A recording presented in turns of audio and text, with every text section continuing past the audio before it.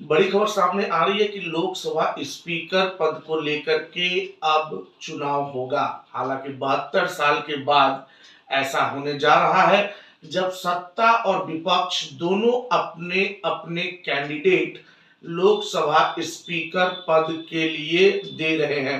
हालांकि अक्सर ऐसा होता रहा है कि सत्ता पक्ष से ही लोकसभा का स्पीकर रहा है, जिसकी बहुमत रही है। लेकिन पहले भी जब था, इसमें दोनों पार्टी जो है सत्ता और विपक्ष मिल करके सहमति व्यक्त करते थे, पहले की परंपरा यही थी। लेकिन अब जो बदलाव हुआ है, अब जो राजनीतिक हालात पार्टियों के बदले हैं, जो एक दूसरे के प्रति, जहां कि एनडीए का कहना होता था कि वह कांग्रेस मुक्त भारत की बात कर, और कांग्रेस जिस अभी स्थिति से गुजर रही थी, उन्होंने जिस तरह से रिबैक किया है अपने आप को, तो कांग्रेस के प्रत्येक और पिछले सरकारों में आपने देखा कि किस तरह विपक्ष को कोई महत्व ही सत्ता की तरफ से न दिया जाने लगा। लोकसभा की बात हो, राज्यसभा की बात हो, सब आपने देखा कि एक एक बार में 60 जो है सदन विपक्षी सांसदों को बायकॉट कर दिया गया, उसको सदन से निकाल दिया गया, रेस्ट्रिकेट कर दिया गया। तो अब जो वापसी हुई है, इसका एक परिणाम है कि एनडीए अलायंस ने हर पॉइंट पे जो है एनडीए अलायंस को टक्कर देने का मन बनाया है। और बीजेपी की तरफ से ओम बिड़ला ने नॉमिनेशन कर दिया है लोकसभा स्पीकर के लिए, चूंकि वो पहले भी लोकसभा के स्पीकर पिछली टर्म में रह चुके थे, 17वीं लोकसभा में, और अब फिर 18वीं में भी बीजेपी ने उन्हें अपना उम्मीदवार बनाया है।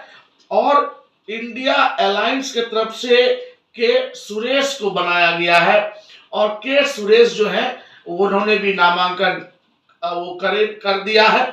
और अब देखना होगा कि जब ऐसे में जब दोनों तरफ से जो कैंडिडेट आ चुके हैं, तो ऐसे में क्या स्थिति बन सकती है। तो स्थिति यही होगी कि सदन में, चूंकि हमारे संसद के अंदर दो सदन है, लोकसभा और राज्यसभा। राज्यसभा को हम उच्च सदन हम लोग सीनियर हाउस बोलते हैं, और लोकसभा को निम्न सदन यानी जूनियर हाउस बोलते हैं, निचला सदन बोलते हैं। तो लोकसभा में अब वहां उपस्थित सांसद सदस्यों के द्वारा वोटिंग होगी। वह गुप्त मतदान कहलाता है, उसको सीक्रेट वोटिंग कहते हैं। और साधारण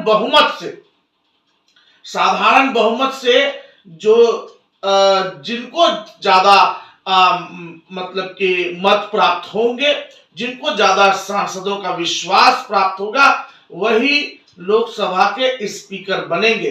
तो आंकड़ों में देखा जाए तो बीजेपी भी एनडीए अलायंस जो है मेजॉरिटी में है, वो गवर्नमेंट चला रही है और सरकार उन्होंने बना लिया है। लेकिन फिर भी एक ये जो परिपाटी अभी स्टार्ट हुई है, इस परिपाटी का एक ही उद्देश्य है कि विपक्ष अपने डे फर्स्ट से, हालांकि वो उनके कैंडिडेट हारे या जीते, हालांकि जो संभावना है हारने की संभावना ज्यादा है, जीत ओम प्रकाश बिड़ला की होगी, एनडीए अलायंस की होगी।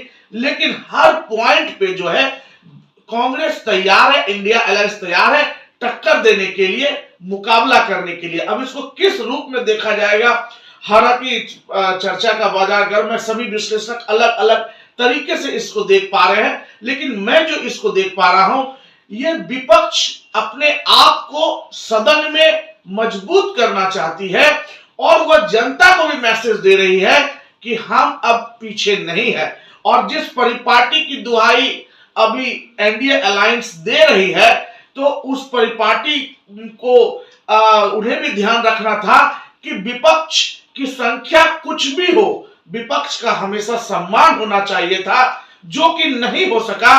और जिसका परिणाम है कि विपक्ष भी अब सत्ता पक्ष के सामने मजबूती से है, और वह भी अब परिपाटियों का सम्मान करने के मूड में नहीं दिखता। फिलहाल अब बने रहिए और देखते हैं कि अब ये जो चुनाव होगा, इस चुनाव के क्या परिणाम होंगे।